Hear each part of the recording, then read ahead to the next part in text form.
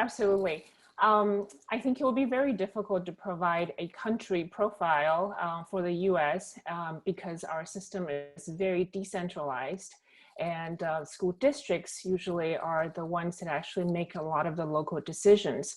And the US facing COVID-19 and many of our issues in our country, we share many of the concerns. So I think for my few minutes, I wanted to focus on what approach we would like to take and have been taking to address the issues in the schools. And you will see that I want to talk about the approach that actually it's being conducted by many universities, research universities, in terms of supporting school leaders.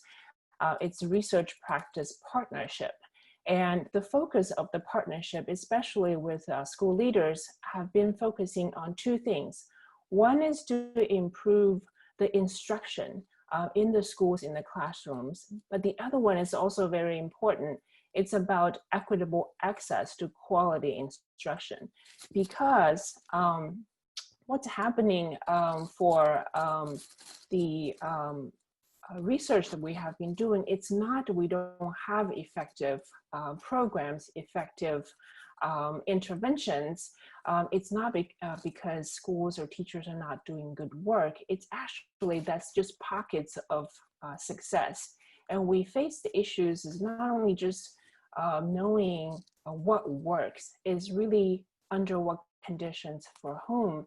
And we have a responsibility as universities and researchers to get beyond what works and talk about translation and connection with practice. And this is particularly true with COVID-19 and with challenges faced by many of the school districts, is we see good practices everywhere around the country, around the world, but what does it mean to our own work in our own settings? So the focus that we have been having is then to think about the challenges faced by local decisions. And we've seen in the past that when you have a mandate for implementation, there's always these challenges of low take-up by, teachers or principals, and there's also a lot of conflict with existing initiatives and mandates as well. And our challenge has been, how do researchers, universities, work with actually local principals and school districts for them to take up voluntarily and use evidence-based research outcomes. So on that note, some of the things that we have been doing immediately before COVID-19, but also now with a lot of our school districts going into hybrid learning models and still building capacity for teachers, these are some of the approaches that we have been taking. One is actually to co-construct objectives and goals with the states and districts. And there's a lot of data sharing that we're doing with the local districts so that we can actually help them focus on problems of practice. And those of you who are familiar, this is a situated learning theory that we can actually look at the community, what problems they have, especially during COVID-19. And then we also use quick feedback and informal data collection. So quick turnarounds and have the data shared and co-constructed with the local teams. And the goal is, once you identify improvement cycles, we gradually could actually withdraw our researchers' support.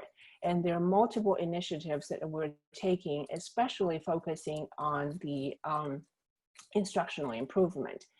And some of the things we have been doing, one is also pairing the effective teachers with novice teachers, improving teachers. The other one is constructing collaborative inquiry cycles. And now some of these improvement cycles have moved virtually and actually has provided quite a bit of opportunities for teams to work, face-to-face and cross some of the boundaries. And now scheduling has become actually more fluid. And so you can see that we have 4 areas that we focus on. One is to use evaluation data and rubrics for improvement and make it easy for principals to have this definition of what's good practice. And the tools have to be customized along the way for the principals, and using in-house, in-school expertise so that you can actually making sure there's equity in sharing the access to quality instruction. In the US, there's no lacking of good practice. There's the lack is actually for that to be in a systematic way being distributed and shared compared to some of the centralized systems that we have heard about and seen. So that's the key actually approach that we've been taking.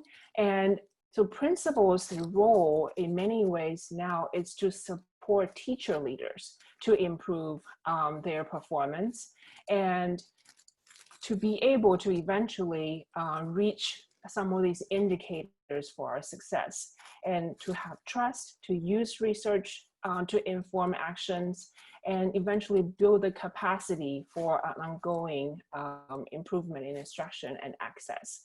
And I will stop here to kind of end on an action note, facing all the challenges that we have. What are some of the ways we could actually build partnerships, especially as researchers from the universities working with governments, but also schools, and taking this approach that making a connection with research and practice. Thank you.